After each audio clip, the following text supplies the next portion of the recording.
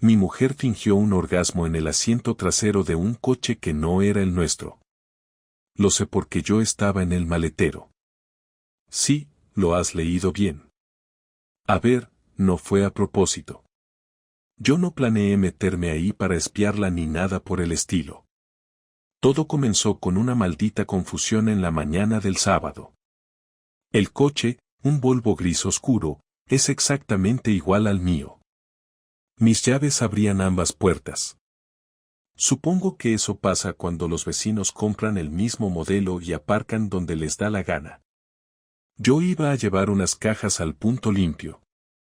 Como siempre, las metí en el maletero y, ya que estaba abierto, me metí también para acomodarlas. El portón se cerró de golpe por el viento y el pestillo, por alguna razón, se bloqueó. Sin mi móvil. Sin nadie en la calle. Y sin idea de que estaba en el coche equivocado. Estuve ahí encerrado unos 20 minutos, esperando que alguien pasara. Pero no fue alguien. Fue ella. Laura. Mi mujer. Con una voz de esas que usa solo cuando está nerviosa. Venía hablando por teléfono. Sí, ya estoy bajando. Dijo, con un tono que no le había escuchado ni cuando me deseaba feliz cumpleaños.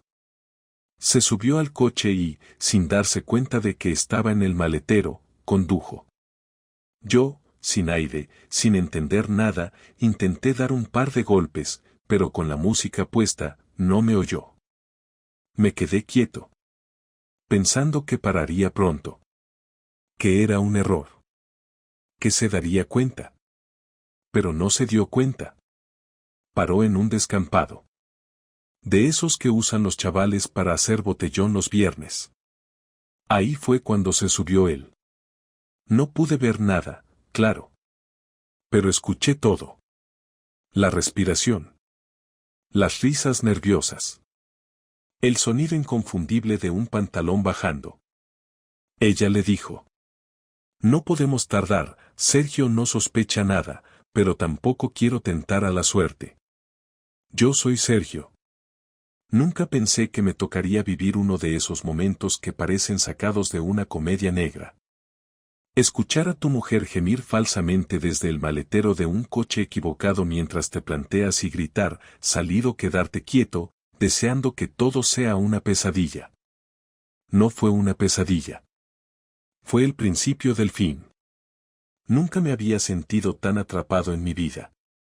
El calor dentro del maletero me estaba haciendo sudar como si llevara horas corriendo, pero eso era lo de menos. La cabeza me iba a 1000 por hora, escuchando cada palabra, cada sonido, intentando convencerme de que tal vez estaba malinterpretando todo, que quizá era otra Laura, que tal vez no era ella, aunque por dentro ya sabía que sí lo era. Su voz es inconfundible, sobre todo cuando finge estar excitada. No era la primera vez que la escuchaba usar ese tono, pero sí era la primera vez que lo dirigía a otro hombre que no era yo. El tipo le dijo que la había echado de menos, que llevaba días soñando con esto, y ella soltó una risa que no reconocí. Me pareció forzada, como si también le costara convencerse de que eso estaba bien. Aún así, se quedó. No se bajó. No se detuvo. No dudó ni un segundo. Él preguntó si había traído lo que le pidió, y ella respondió que sí, que lo tenía en el bolso, pero que antes quería sentirlo. En ese momento se me revolvió el estómago y pensé en salir a gritos, abrir el maletero a patadas o dar puñetazos hasta que alguien me escuchara, pero no lo hice. Me quedé quieto. Me quedé callado.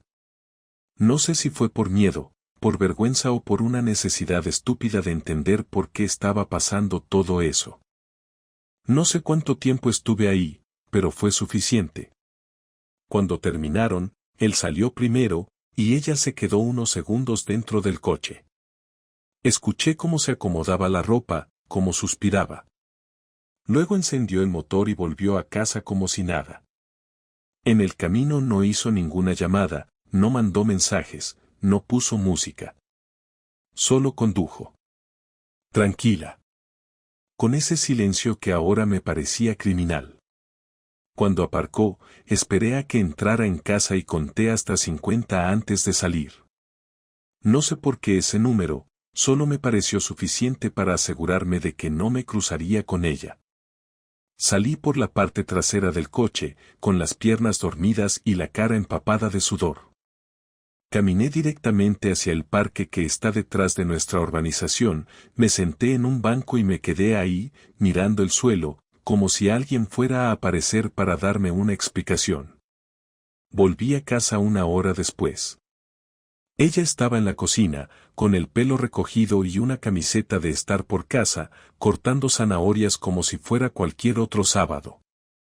Me vio entrar y sonrió. Me preguntó si había conseguido tirar las cajas, si me había tardado mucho. Dije que no, que todo bien. No le devolví la sonrisa. Subí al baño, me duché sin decir más palabra y me encerré en la habitación. No comimos juntos ese día. Tampoco cenamos. Ella dijo que no tenía hambre, que se iba a dormir temprano porque el calor la había dejado agotada. Yo me quedé en el salón con la televisión encendida, sin mirar nada. Solo estaba esperando que llegara la noche. A la mañana siguiente, ella se levantó como siempre, preparó café y tostadas, me saludó con un beso en la mejilla y empezó a hablar de la semana siguiente, de lo que tenía que hacer en el trabajo, de una reunión importante con un nuevo cliente. Le seguí la corriente con monosílabos. No tenía fuerza para nada más. La miraba moverse por la cocina y me parecía una actriz. Cada gesto, cada palabra, cada risa. Todo me parecía parte de un guión que llevaba años repitiendo sin que yo lo notara. Empecé a fijarme en los detalles que antes ignoraba, la forma en que evitaba el contacto visual cuando le preguntaba algo directo, cómo dejaba el móvil boca abajo incluso cuando no estaba usándolo, cómo se reía más con los mensajes que con mis chistes. Todo estaba ahí, siempre había estado, pero yo no quería verlo. Durante los siguientes días fingí normalidad. Trabajé, saludé a los vecinos, hice las compras, incluso vi un par de partidos con mis amigos como si nada hubiera pasado. Pero por dentro, algo se había roto. Empecé a observarla, a analizar sus horarios, sus rutinas, sus llamadas. No quería tener sospechas, quería tener certezas. La verdad completa. El lunes por la tarde dijo que saldría un poco antes del trabajo porque tenía que recoger un encargo en el centro. Me ofrecí a llevarla, pero me dijo que no hacía falta, que iba con una compañera. A las 6 salí de la oficina y conduje hasta su trabajo. Me quedé estacionado a una cuadra, esperando. La vi salir sola, caminando rápido hacia el metro. No hacia el coche. La seguí. No me vio. Se subió al tren, bajó en la estación de Colón y caminó hasta una cafetería. A los 10 minutos llegó él. Era más joven, quizás 30 y pocos, bien vestido, con esa sonrisa segura que tanto odio ahora. Se saludaron con un beso en la mejilla que no era solo de cortesía. Ella se rió como no se reía conmigo desde hace meses. Pidieron algo, hablaron media hora, y después salieron caminando juntos, muy pegados. Ella se agarró a su brazo. Esa noche no pude dormir. Me sentía como un idiota. Todo ese tiempo había estado compartiendo mi vida con una desconocida. Una mujer que fingía todos los días, que dormía a mi lado y al mismo tiempo se entregaba a otro como si yo no existiera. No era solo el sexo, era el hecho de que me estaba ocultando una vida entera. Y ahí fue cuando decidí que esto no se iba a quedar así. Si ella estaba jugando a dos bandas, yo también podía jugar. Pero a mi manera. Sin avisos. Sin advertencias. Sin escenas. Se había metido con el tipo equivocado. No sabía si hacerlo en casa, en público o en el coche.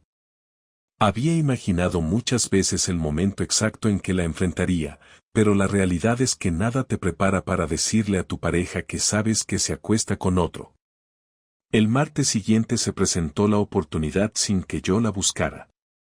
Llegó a casa a las 8, me saludó con un beso como si nada, fue directa a la ducha, y después salió en bata, con el pelo mojado y esa tranquilidad de quien cree que tiene el control.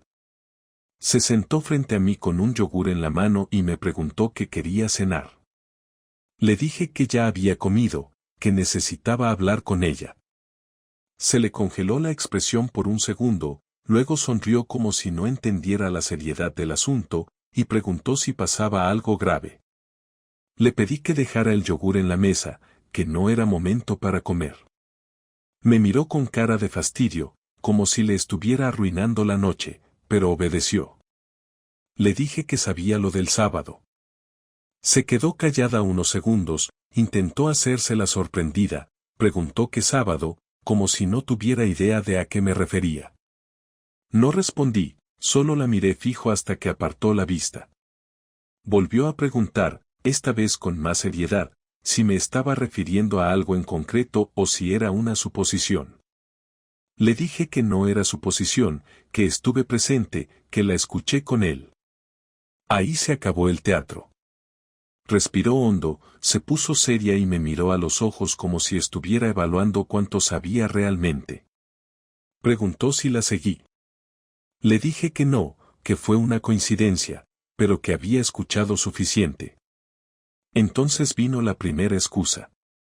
Dijo que no sabía por qué lo había hecho, que se sentía confundida desde hace tiempo, que era una tontería, que solo fue una vez, que no significaba nada.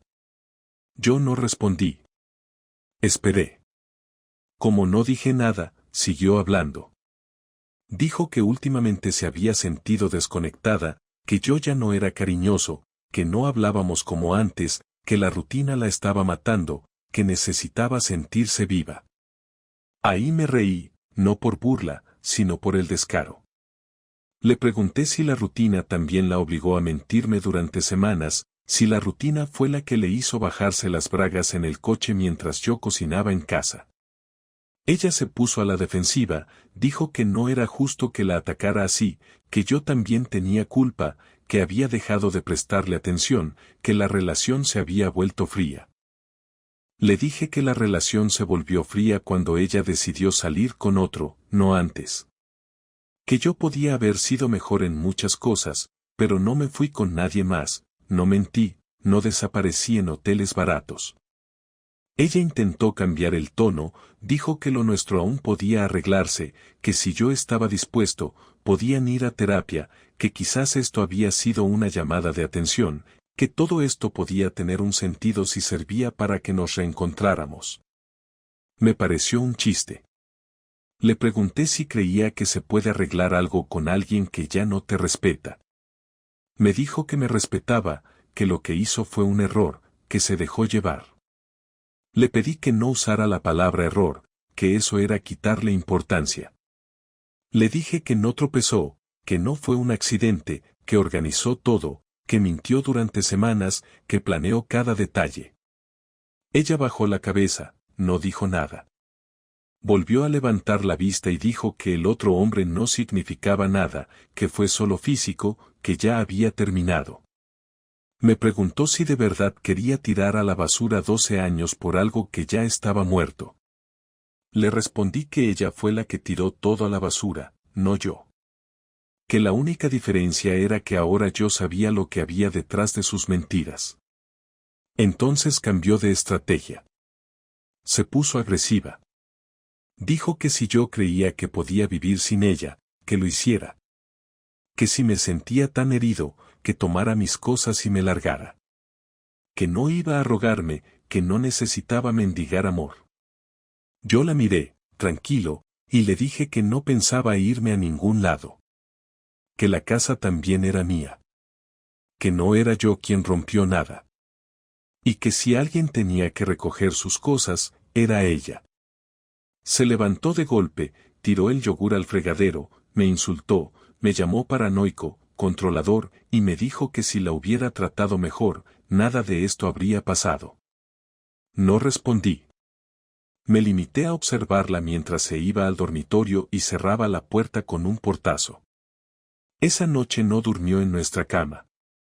Al día siguiente se fue temprano, sin despedirse.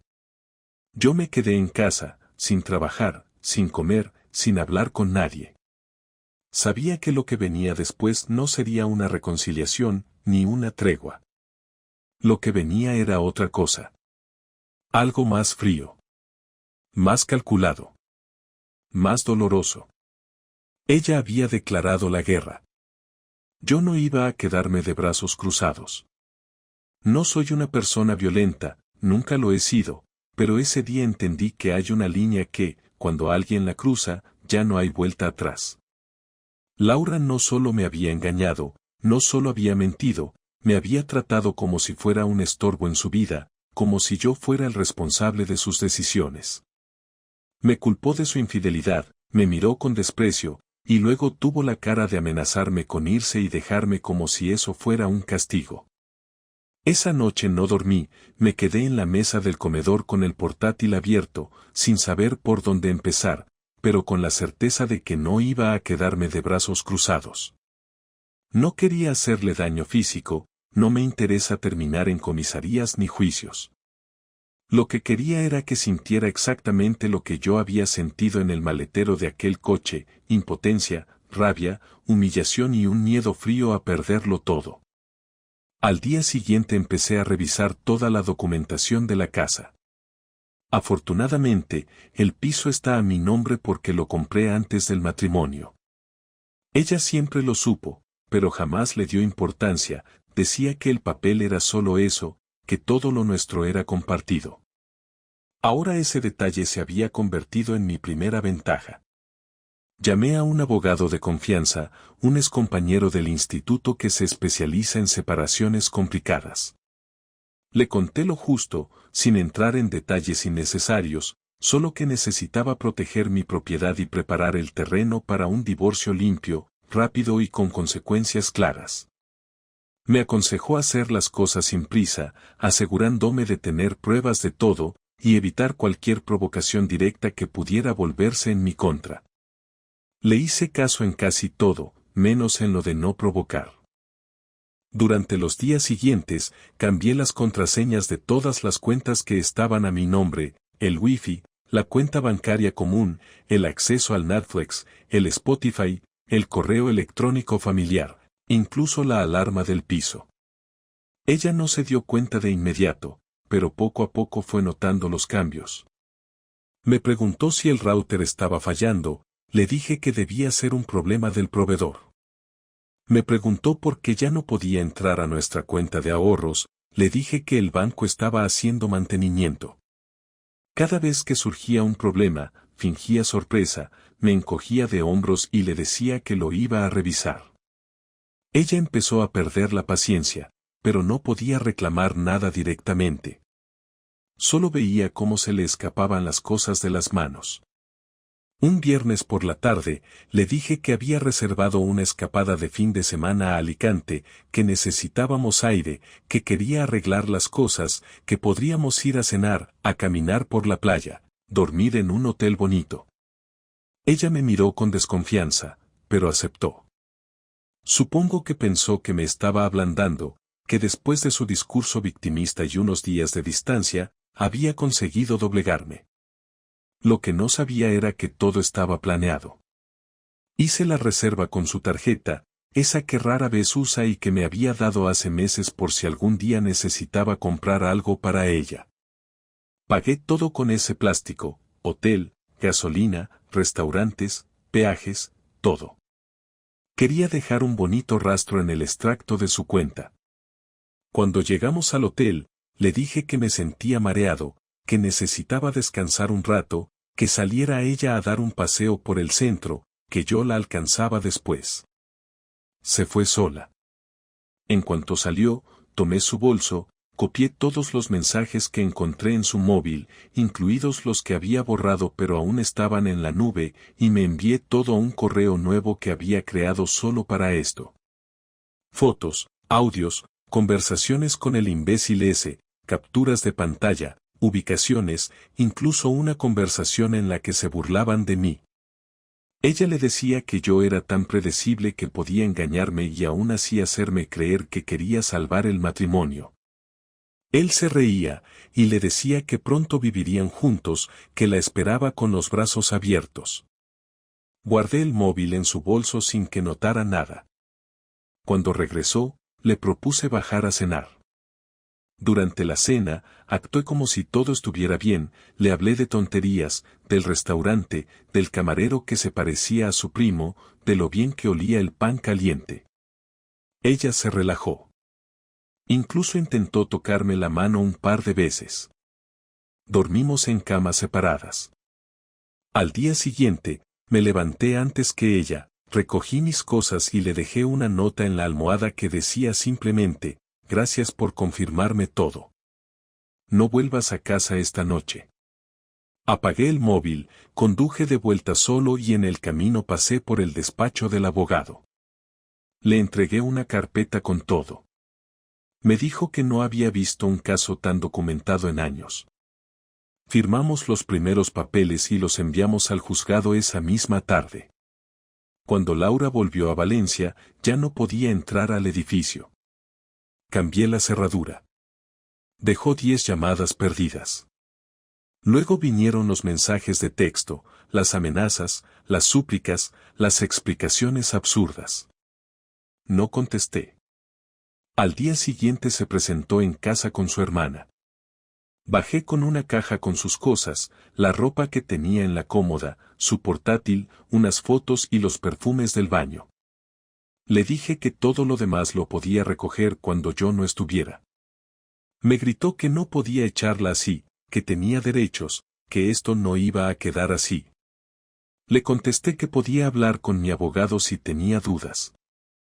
Su hermana no dijo nada, solo la agarró del brazo y se la llevó. Durante esa semana perdí 4 kilos y no dormí más de 2 horas seguidas, pero no me arrepiento de nada. Ella pensó que podía jugar con mi dignidad sin pagar un precio. Se equivocó. Quería enseñarle que no todo queda impune, que no todos los hombres se arrastran, que algunos sabemos usar el silencio como arma. Y lo hice. Sin gritos. Sin escenas. Sin perder el control. La partida acababa de empezar, pero yo ya le había quitado el tablero. Una semana después de echarla de casa, Laura me pidió que habláramos en persona. No por mensaje, no por llamada, cara a cara. Dijo que no quería discutir, que necesitaba decirme algo y que después, si quería, no la volvería a ver. Acepté. No porque creyera que merecía el derecho de explicarse, sino porque yo también necesitaba cerrar eso de una vez, mirarla a los ojos sin rabia y decirle todo lo que había evitado decir por estar ocupado destruyendo su mundo. Quedamos en una cafetería en Ruzafa, un sitio donde nunca habíamos ido juntos, neutro, sin historia compartida. Llegó puntual, con ropa sencilla, sin maquillaje, o al menos sin el que solía usar cuando quería impresionar. Se sentó frente a mí, pidió un café, y no sonrió en ningún momento. Yo pedí agua, no porque tuviera sed, sino por tener algo que hacer con las manos. Empezó hablando ella. Dijo que había estado pensando mucho, que había leído mis correos, que entendía el nivel de traición y humillación que le había causado, que lo que más le dolía no era que la hubiera echado, sino darse cuenta de que en todo ese proceso nunca le supliqué, nunca me rebajé, que no hubo ni un solo mensaje pidiéndole que regresara o preguntando por qué lo hizo. Me preguntó cómo pude estar tan frío, cómo pasé de ser su compañero de vida a ser un extraño que la eliminó en silencio. Le contesté que no fue de un día para otro, que llevaba tiempo notando cosas, que el día del coche solo fue el punto final, no el comienzo. Ella se quedó callada, bajó la mirada, movía el dedo por el borde de la taza como si buscara distraerse. Dijo que había estado viendo fotos antiguas, leyendo conversaciones nuestras de hace años, que se había dado cuenta de cuánto nos habíamos apagado, de cómo nos habíamos convertido en dos personas que solo compartían espacio, no vida. Le dije que sí, que era verdad, que la rutina nos había alcanzado, pero que eso no justificaba nada. Le recordé que nunca me preguntó si yo también me sentía solo, que nunca me dio la opción de arreglarlo antes de buscar a otro. Ella reconoció que no tenía excusa, que no esperaba que la perdonara, que ya ni siquiera buscaba reconciliación, pero que sí necesitaba decir que el otro tipo no era el amor de su vida, que ni siquiera era alguien importante, que fue una forma de escapar, de sentirse deseada, útil, viva, lo que fuera. Le pregunté si se sentía mejor después de todo, si ese polvo rápido en un coche valía 12 años de historia. No contestó. Solo suspiró. Dijo que no había un solo día desde que la eché que no se arrepintiera. Le creí, pero no me movió nada por dentro. Ya no. Le dije que su arrepentimiento llegaba tarde, que no me interesaba si lloraba cada noche o si el otro ahora no le respondía los mensajes. Lo que me dolía, y mucho, era darme cuenta de que una persona puede compartirse contigo durante tanto tiempo y aún así traicionarte con tanta frialdad, sin culpa, sin piedad, sin un mínimo de decencia. Hubo un silencio largo. Ella intentó decir algo, pero se le quebró la voz. La vi tragar saliva, cerrar los ojos, y luego dejar la taza a un lado. Me dijo que había hablado con sus padres, que les contó todo, que su madre le había dicho que me buscara y no se rindiera, pero que su padre había sido más claro: perdiste a un hombre bueno, y eso no se recupera. Me preguntó si había alguien más en mi vida, le dije que no estaba en ese punto, que necesitaba tiempo para entender qué quería hacer con lo que quedaba de mí. Dijo que no iba a molestarme más, que había buscado un piso y que en unos días firmaría el alquiler. Que no pensaba reclamar nada, ni dinero, ni muebles, ni coche, que se llevaba solo lo suyo y que no quería discutir por papeles. Le pregunté qué esperaba con esta conversación, si quería alivio o castigo. Me dijo que solo quería ser honesta una última vez, que no pretendía cambiar nada, solo cerrar el círculo con respeto. Le agradecí la sinceridad, pero le dije que el respeto se da antes, no después. Me preguntó si pensaba odiarla siempre. Le dije que no la odiaba, que ya no sentía nada, y eso era peor. Que lo opuesto al amor no es el odio, es la indiferencia, y que eso es lo que me provocaba ahora. Ella bajó la cabeza y asintió. Me dijo que esperaba que algún día pudiera ser feliz con otra persona, que yo merecía eso, alguien que no me traicione, que me mire como ella ya no supo mirarme. Le dije que no esperaba eso, que con paz me bastaba, que si algún día llegaba otra persona, bien, y si no, también. Nos levantamos casi al mismo tiempo. No hubo abrazo, ni apretón de manos, ni contacto de ningún tipo. Me dijo gracias por escucharme y yo solo asentí. La vi caminar hasta el cruce, esperar el semáforo, y alejarse. No miró atrás. Yo tampoco. Caminé en dirección contraria, sin prisa, sin pensar en nada, sin sentir rabia ni alivio. Solo un vacío raro, como si acabara de entregar las llaves de una casa que nunca volvería a visitar. Después de esa última conversación con Laura, no sentí alivio, ni rabia, ni ningún tipo de euforia como esperaba. Tampoco sentí tristeza, al menos no la que se te agarra al pecho cuando pierdes a alguien que aún quieres. Era otro tipo de sensación, más parecida al agotamiento de haber terminado una tarea que te ha drenado durante semanas. No dormí mejor esa noche, ni comí con más ganas, ni hablé con nadie sobre lo que había pasado. No lo compartí con amigos ni familia, porque entendí que hay cosas que uno no necesita decir en voz alta para procesarlas. Me levanté el lunes, fui a trabajar como siempre, hice mis gestiones en la gestoría, tomé café con los compañeros, y no mencioné nada. Por dentro, solo tenía una idea fija: ahora sí, se acabó. No pensé en rehacer mi vida ni en buscar nuevas emociones. No tenía prisa por llenar espacios vacíos. Me centré en cosas prácticas. Organicé las cuentas, cambié el seguro del coche, notifiqué a la administración del edificio que ahora vivía solo. Empecé a ocuparme de detalles que antes ignoraba porque pensaba que siempre habría alguien más en casa para hacerlo. Pasaron las semanas y la gente empezó a notar el cambio. Me preguntaban si Laura estaba de viaje, si todo estaba bien. Al principio mentía con respuestas vagas, pero luego simplemente decía que ya no vivíamos juntos. No daba explicaciones, no entraba en detalles, porque entendí que, aunque la historia fuera interesante para otros, para mí ya era solo parte de un archivo que quería guardar cerrado. Una tarde me encontré con su hermana en el supermercado. Me saludó con una mezcla de incomodidad y pena. Me preguntó si estaba bien, le dije que sí. Me pidió disculpas por lo que pasó, no porque ella tuviera culpa, sino porque, según dijo, le daba vergüenza ajena todo lo que su hermana había hecho. Le dije que no tenía por qué disculparse, que cada quien carga con sus propias decisiones. Me preguntó si pensaba perdonarla algún día.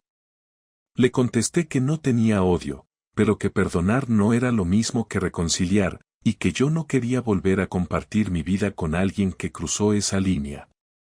Me dijo que lo entendía. No hablamos más.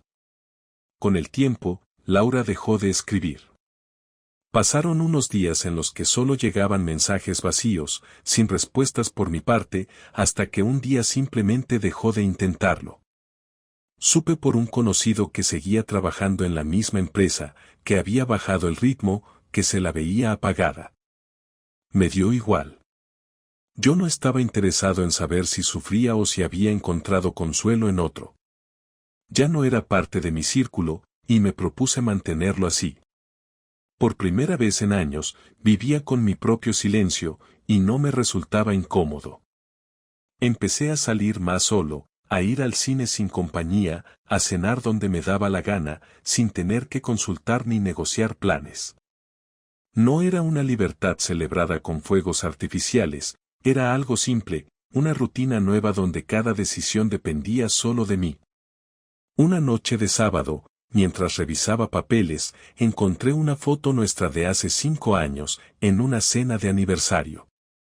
No me generó nostalgia, solo me pregunté cuántas de esas imágenes habían sido auténticas y cuántas parte de una actuación que yo no quise ver. Guardé la foto sin romperla. No creo que haya que borrar el pasado para seguir adelante, solo hay que ponerlo en su sitio. Al final, esos años existieron, no fueron todos malos, y lo que vino después no borra lo que hubo antes, aunque sí lo redefine. Me ayudó a entender que una relación no se termina el día en que alguien se va, sino cuando uno ya no espera nada más del otro, ni una disculpa, ni una explicación, ni un gesto. Yo ya no esperaba nada de Laura, y por eso su nombre dejó de pesar. Ahora mis días son simples. Me levanto temprano, trabajo, vuelvo a casa, leo, salgo a caminar, y a veces salgo a tomar algo con algún amigo. No tengo la necesidad de contar lo que pasó, ni de revivirlo. Si algún día aparece otra persona, bien, y si no, también. Aprendí que uno puede estar bien solo si se lleva bien consigo mismo, y yo me caigo bien ahora. No soy perfecto, cometí errores, probablemente fui ausente en momentos clave, pero nunca fui desleal, nunca usé a nadie, y eso me basta para dormir tranquilo. No creo que la traición sea lo peor que alguien puede hacerte. Lo peor es dejarte sintiendo que no vales nada, que eras reemplazable, que todo lo que diste fue invisible. Por suerte, ya no me siento así. Lo que ella hizo no habla de mí, habla de ella. Yo hice lo que tenía que hacer. Aguanté hasta que vi que ya no tenía sentido, y después actué sin perder la cabeza. No la insulté, no la expuse públicamente, no me rebajé. Me fui por la puerta correcta, con pruebas, con orden, y con dignidad. Esa fue mi victoria.